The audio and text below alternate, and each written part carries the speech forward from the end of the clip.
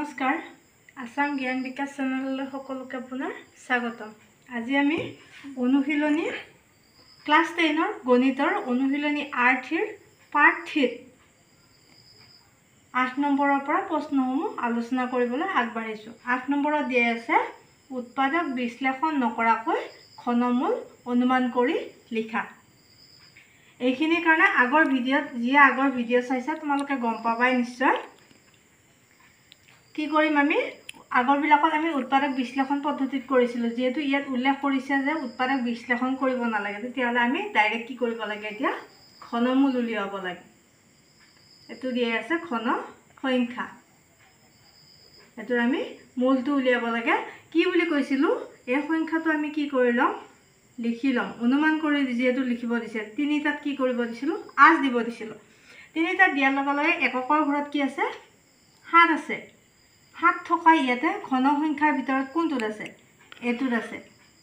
এটোৰ মূলটো কি আছিল, 3। তেতিয়াহ'লে কি বহিব, ইয়াতো কি বহিব, 3। তাৰ পিছত ইয়াত থাকিলে কিমান, 12। 12টো আমি কেনেকৈ লৈছিলো, এনেকৈ।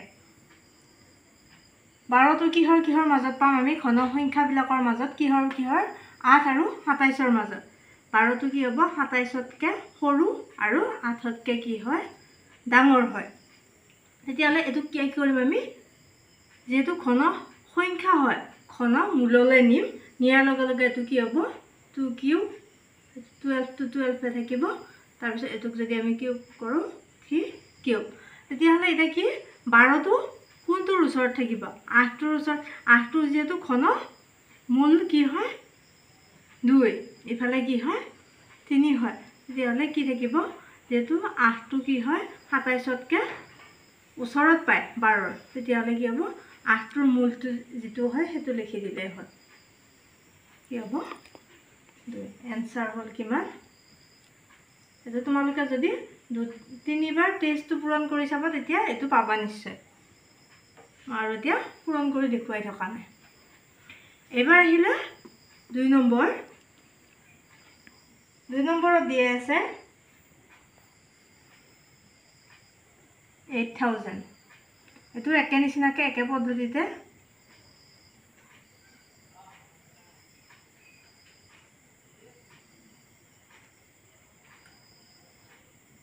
আগৰ নিচিনাকৈ আমি কৰিব চেষ্টা কৰিম।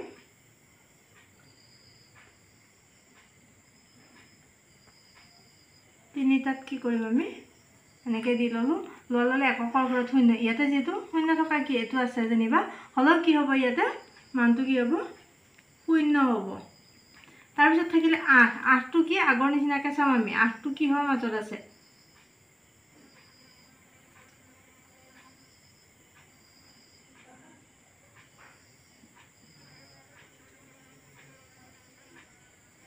সৰি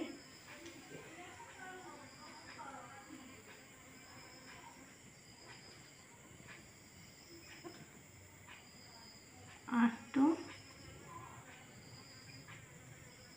তেতিয়াহ'লে এইটো কি হ'ব,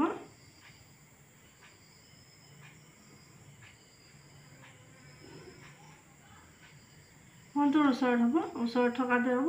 যিহেতু সমান, তেতিয়াহ'লে কি হ'ব, ইয়াতে 2। এনচাৰ হ'ব কি 20।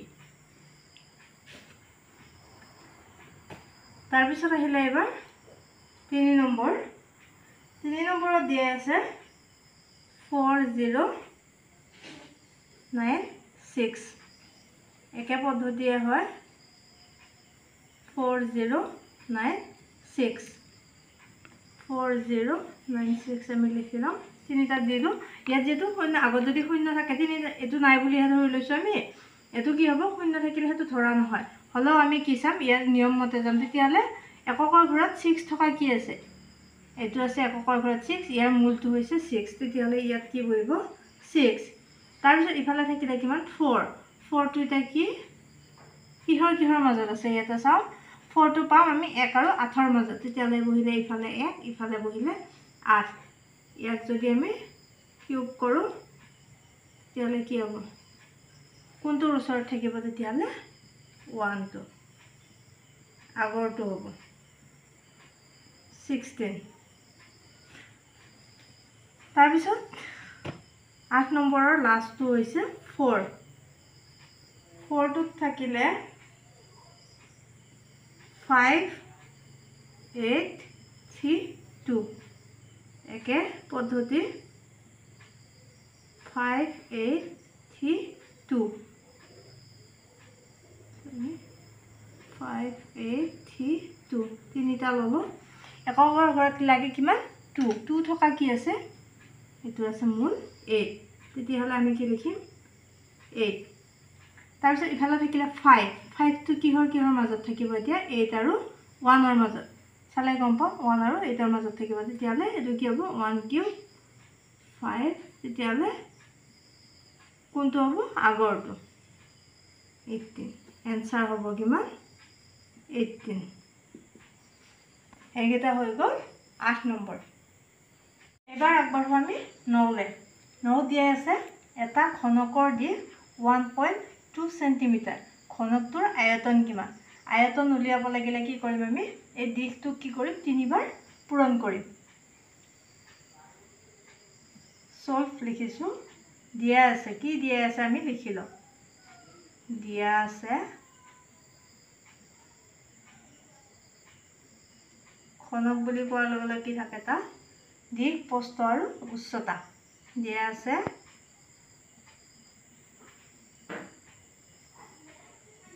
ঘনকৰ দিশ সমান 1.2 সেন্টিমিটাৰ উলিয়াব লাগে কি এতেকে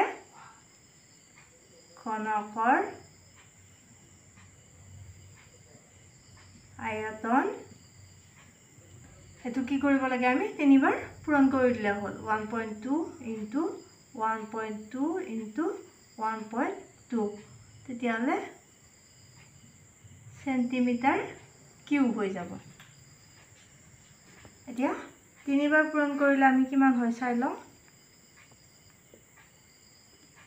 1.2 পইণ্ট গিটা আৰু বাদ দিয়া পিছত কৰিম আমি 2 দুগুণ 4 2 এক গুণ 2 2 এক গুণ 2 1 এক গুণ 1 4 4 1 আকৌ 1 হল 4 দুগুণ 8 4 দুগুণ 8 2 এক গুণ 2 4 এক গুণ 4 4 এক গুণ 4 1 এক গুণ 1 8 8 4 12 2 হাতে গ'ল 1 6 4 2 6 7 1 এটা সোয়া কেইবাৰ আছিল দশমিক ইয়াতো যেহেতু আছিল এটা দুটা তিনিটা সংখ্যাৰ আগত কি বহিব দশমিক বহি যাব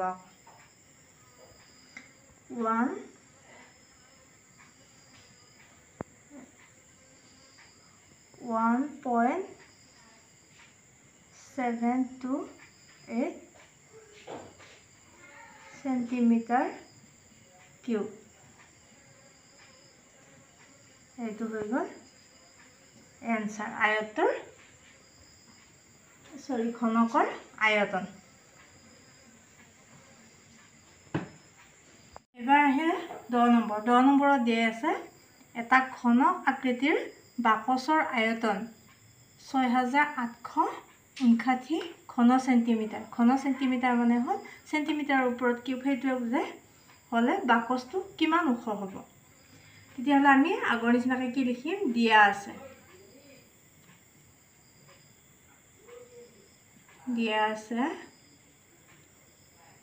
কি দিয়া আছে বাকচৰ আয়তন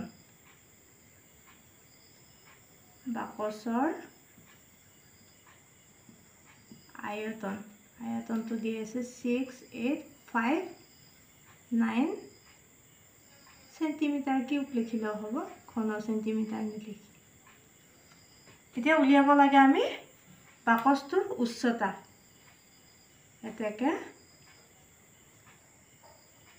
যেহেতু আগতে কৈছো যে ঘনকৰ কি হয় তিনিটা যোগ থাকে দিশটো থাকে প্ৰস্থ থাকে আৰু উচ্চতা থাকে আৰু গোটেইকেইটাৰ যোগ যেহেতু একে হয় তেতিয়াহ'লে আমি কি কৰিব পাৰোঁ ঘনফলটো উলিয়ালে কি কৰিব পাৰোঁ এটো যেতিয়া ঘনফল ওলোৱাৰ লগে ঘন মূলটোৱে হ'ব কি উচ্চতা 6859 এইটো আমি আৰু কি উৎপাদক বিশ্লেষণ পদ্ধতিৰে নকৰি কম সময়ত হোৱাকৈ এনেকৈ কৰিব পাৰোঁ, কাৰণ উৎপাদক বিশ্লেষণ বুলি আমাক ধৰি যিহেতু দিয়া নাই। 6 8 6 8 5 9 তিনিটাৰ ভিতৰত ধৰি ল'লোঁ 9 থকা কি আছে, একেবাৰে লাষ্টত দেখিলোঁ যে 9 আছে। তাৰপিছত ইফালে থাকিলে কিমান 6 6টো কিহৰ মাজত পাম আমি 1 আৰু 8ৰ মাজত। তেতিয়াহ'লে 1 কিউব ইফালে হ'ল 2 কিউব 6, তেতিয়াহ'লে কি হ'ব 1, মানে এনচাৰ হ'ব ইয়াত এককটো লিখি দিব লাগিব। ইংলিছত লিখিলেও লিখিব পাৰি, অসমীয়াত লিখিলেও লিখিব পাৰি। 19 চেণ্টিমিটাৰ কিউব। এবাৰ আমি 11 নম্বৰৰ আলোচনা কৰোঁ। 11 নম্বৰত দিয়া আছে প্ৰতিটো প্ৰশ্নৰ কাৰণে 4টাকৈ উত্তৰ দিয়া আছে, শুদ্ধ উত্তৰটো বাছি উলিয়াব লাগে, মানে MCQ হয়। এতিয়া কি দিয়া আছে 1 নম্বৰত দিয়া আছে 5টা দিয়া আছে। ইয়াতে 4 নম্বৰ মই প্ৰশ্নখিনি সুবিধাৰ কাৰণে আগতে লিখি লৈছোঁ। 1 নম্বৰত দিয়া আছে কিমান 23 ঘনৰ একক স্থানৰ অংকটো হ'ব, মানে কি এইটো কি হয় ঘন মূল হয়, এই মূলটোৰ সংখ্যাটো ঘন সংখ্যাটোৰ এককৰ স্থানত কি হ'ব। তেতিয়াহ'লে আমি আগতে যিহেতু কৰিছোঁ, যিহেতু এককৰ ঘৰত 3 আছে, 3টো আমি কি কৰিম 3বাৰ পূৰণ কৰিম। 3 3 গুণ কিমান হয় 9, 9 3 গুণ 27, আৰু ইয়াতে চালেও আমি চাব পাৰোঁ। তেতিয়াহ'লে কি হ'ব এককৰ ঘৰত 7 বহিব, কোনটো হ'ব এইটো হ'ব ৰাইট। তাৰপিছত আহিলে তলৰ কোনটো পূৰ্ণ ঘন। পূৰ্ণ ঘন উলিওৱাও কি কৰিছিলোঁ আমি এটা ট্ৰিক্স শিকি লৈছিলোঁ। প্ৰথমতে শিকাইছিলোঁ, ফাৰ্ষ্ট ভিডিঅ'ত চালে গম পাবা কি শিকাইছিলোঁ। যদি অংককেইটাৰ যোগফল কি হয় 1 8 9 হয়, তেতিয়াহ'লে কি হ'ব সেই সংখ্যাটো পূৰ্ণ ঘন হ'ব। এতিয়া হয় নে নহয় আমি পৰীক্ষা কৰিছোঁ। 6 5 কিমান 11, 11 2 13, 13ত কেইটা অংক থাকিলে আকৌ দুটা যদি অংক যোগ কৰি লওঁ তেতিয়াহ'লে কিমান পাম 4, তেতিয়াহ'লে এইটো নহয়। তাৰপিছত এইটো চাওঁ 9 3 কিমান 12, 12 3 15, 15ত কেইটা অংক আছে দুটা অংক আছে। আমি সেই দুটা আকৌ কি কৰি পৃথককৈ লিখিলোঁ, যোগ কৰিলোঁ, কিমান হ'ব 6। ইয়াততো 6 নাই, তেতিয়াহ'লে এইটো নহয়। তাৰপিছত চাওঁ এইটো 3 3 6, 6 4 কিমান 10, 10ত কেইটা অংক আছে দুটা আছে। আকৌ আমি এই দুটাক যদি কৰোঁ কিমান হ'ব 1, তেতিয়াহ'লে এইটো কি হয়, এইটোও হয় নে নহয় চাওক 2 1 3, তেতিয়াহ'লে এইটো নহয়, তেতিয়াহ'লে কোনটো হ'ব এইটো হ'ব। এবাৰ C নম্বৰত দিয়া আছে কি কিউব ৰুট 1000, এইটোৰ মান কি উলিয়াব লাগে, মানে কি মূলটো ওলাব লাগে। যেনিবা এইটো ঘন সংখ্যাটোৰ মূল উলিয়াব লাগে। কি 3টা সংখ্যা এইটো আমি দেখিলে গম পাওঁ যে 10 যদি আমি 3টা পূৰণ কৰোঁ তেতিয়াহ'লে কি পাম 1000 পাম। মূল মানে কি এই 1000ৰ মূলটো কি হ'ব 10।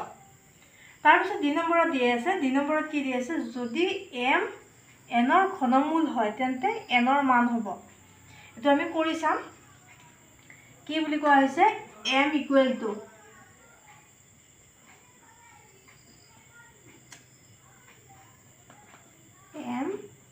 কিমান হ'ব বুলি কৈছে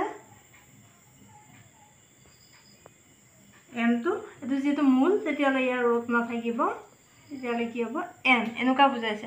তেতিয়াহ'লে এইটো উঠাবৰ কাৰণে nৰ মানহে সুধিছে, ছিংগল nৰ মান, তেতিয়াহ'লে এইটো উঠাব লাগে। আমি উঠাব লাগিলে কি হ'ব m কিউব, এইফালেও কি কৰিম আমি কিউব কৰিম, কিউবটো কৰিলে তেতিয়াহ'লে কি হ'ব এইফালে কি হ'ব, তো মই ভাঙি দেখুৱাই দিছোঁ বাৰু তোমালোকক বুজি পোৱাৰ কাৰণে। nৰ লগত কি আছে 1/3, মানে এই 3 কি হ'ল কাটা গ'ল, যোৱাৰ লগে লগে কিমান থাকিব ইফালে থাকিলে m কিউব, ইফালে n হ'ল। nৰ ঘনমূল সুধিছে, তেতিয়াহ'লে কি হ'ব এইটো হ'ব। ছিংগল nৰ সুধিছে যিহেতু, তেতিয়াহ'লে কোনটো হ'ব এইটো হ'ব। তাৰপিছত ই নম্বৰটো একেবাৰে সহজ, আৰু এইটো কৰি দিয়াৰ ইমান প্ৰয়োজন নাই। ইয়াৰ ঘনমূলটো কি হ'ব 8ৰ কি হ'ব 2 হ'ব, তাৰপিছত 27ৰ কি হ'ব 3, তাৰপিছত 64 কিমান হ'ব 4 এইকেইটা যোগ কৰিলে কিমান হ'ব 9 এইটো হৈ গ'ল উত্তৰ।